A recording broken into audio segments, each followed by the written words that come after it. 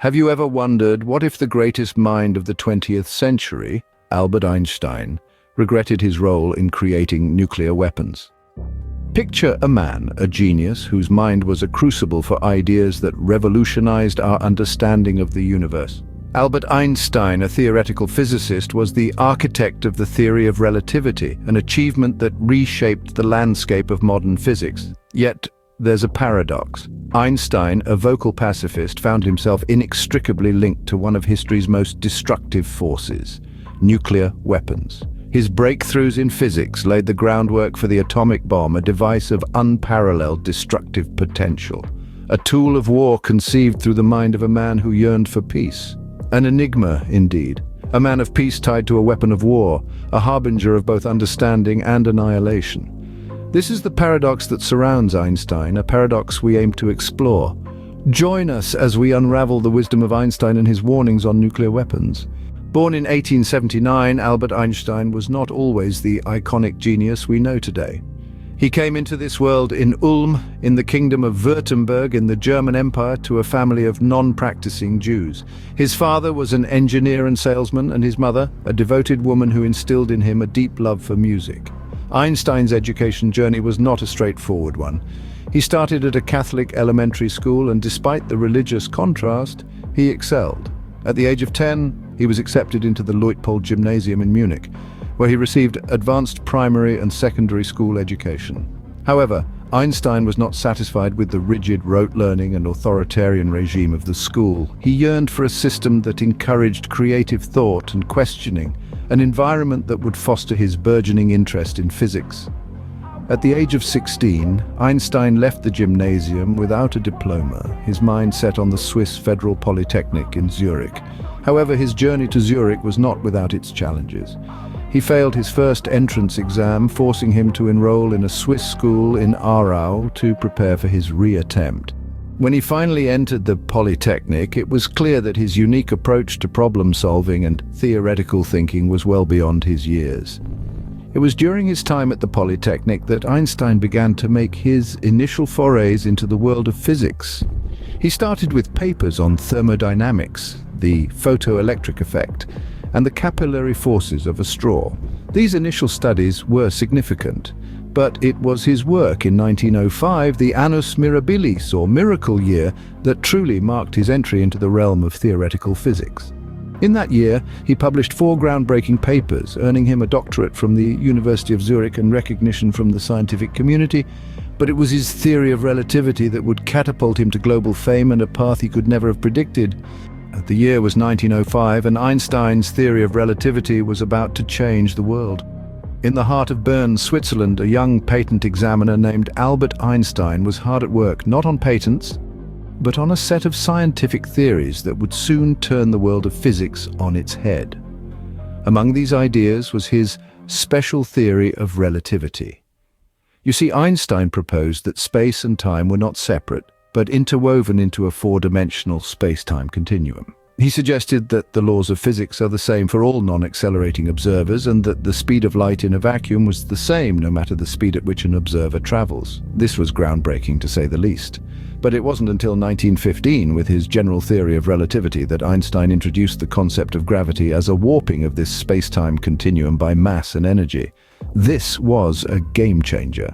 It was a theory that went beyond the limits of Newton's law of universal gravitation and opened the door to a new understanding of the universe. Now let's fast forward to 1938. Nuclear physics is in its infancy, and scientists are beginning to understand the immense power locked within the atomic nucleus. It's Einstein's famous equation, E equals mc squared, that lays the groundwork for this understanding. This equation tells us that energy, E equals mass, m, times the speed of light, c squared. In other words, a small amount of mass can be converted into a large amount of energy. This is the principle that underlies nuclear reactions. Einstein, however, was a pacifist. He believed in the pursuit of knowledge for the betterment of humanity, not for its destruction. He could never have predicted that his revolutionary theories would one day lead to the creation of the atomic bomb. Unbeknownst to Einstein, his scientific breakthroughs would eventually lead to the most destructive weapon in human history. As World War II loomed, Einstein's theories took on a dark new significance. The world was in the grip of a conflict the likes of which it had never seen before. In this climate of fear and uncertainty, the genius of Albert Einstein was harnessed for a purpose far removed from his peaceful ideals. Einstein's groundbreaking equation, Alt MC2, which proclaims that matter and energy are interchangeable, suddenly held a terrifying potential. It suggested the feasibility of creating a weapon of unprecedented destructive power, an atomic bomb. It was in the summer of 1939 that Einstein, alarmed by the prospect of Nazi Germany developing such a weapon, penned a letter to President Franklin D. Roosevelt. The letter, which was actually written by fellow physicist Leo Szilard but signed by Einstein, outlined the potential for a new type of bomb and urged the United States to embark on its own atomic research. This letter set the stage for what would become the Manhattan Project, the top-secret endeavor that eventually led to the creation of the first atomic bomb. However, Einstein himself played no direct role in the Manhattan Project. As a known pacifist and someone considered a security risk due to his left-leaning political beliefs, he was not invited to participate, yet his theories provided the scientific foundation upon which the project was built. The aftermath of the atomic bombings of Hiroshima and Nagasaki in 1945 was a stark revelation of the devastation that Einstein's theories, when applied to warfare, could wreak. The sight of cities leveled, tens of thousands dead, and survivors suffering from horrific burns and radiation sickness shocked the world. For Einstein, it was a deeply distressing realization. The pacifist who had once written, "I loathe all armies and any kind of violence," had unwittingly become a catalyst for mass destruction. In the years following the bombings, Einstein became a vocal advocate for nuclear disarmament. He campaigned tirelessly against nuclear proliferation, coining the phrase, "Everything has changed except our way of thinking," to highlight the urgent need for a new mindset in a world where nuclear weapons existed. He joined other leading intellectuals of his time in founding the Emergency Committee of Atomic Scientists, an organization dedicated to promoting the peaceful use of atomic energy and preventing nuclear war. Despite his efforts, the nuclear arms race continued unabated throughout the Cold War, and the specter of nuclear conflict remains a grim reality even today. Einstein's theories, initially conceived to unlock the mysteries of the universe, had been twisted into a tool for creating the most devastating weapon known to humanity. Einstein, the pacifist, had unwittingly become a catalyst for mass destruction. It is a bitter irony that the man who sought to unravel the secrets of the universe also unlocked the door to its potential obliteration. Yet Einstein's later life serves as a stark reminder of the responsibility that comes with knowledge and the urgent need for wisdom in its application. In the aftermath of Hiroshima and Nagasaki, Einstein became a vocal advocate for nuclear disarmament. The man who had once penned a letter to President Roosevelt urging him to consider the potential of atomic energy for war now found himself in the throes of an agonizing regret. He had witnessed the catastrophic power of his theories unleashed, and it shook him to his core. Einstein had always been a pacifist, a believer in the inherent goodness of mankind, but the devastation of the atomic bomb, a device born from his own equation, EMC2, forced him to confront an uncomfortable truth that knowledge in the wrong hands could lead to unimaginable destruction. In the years following World War II, Einstein became a tireless advocate for peace and nuclear disarmament. He penned numerous letters, essays, and speeches, all aiming to prevent the repeat of the horrors he had seen. He warned of a future where nations would possess weapons capable of annihilating entire cities in the blink of an eye. He spoke of an arms race that would consume vast resources, and of a world held hostage by the threat of mutually assured destruction. In 1946, Einstein wrote an open letter to the United Nations, pleading for the establishment of a world government to prevent nuclear war. He argued that individual nations could not be trusted with such destructive power. His arguments were logical, passionate, and deeply humanistic, but they were also largely ignored. Undeterred, Einstein continued his advocacy.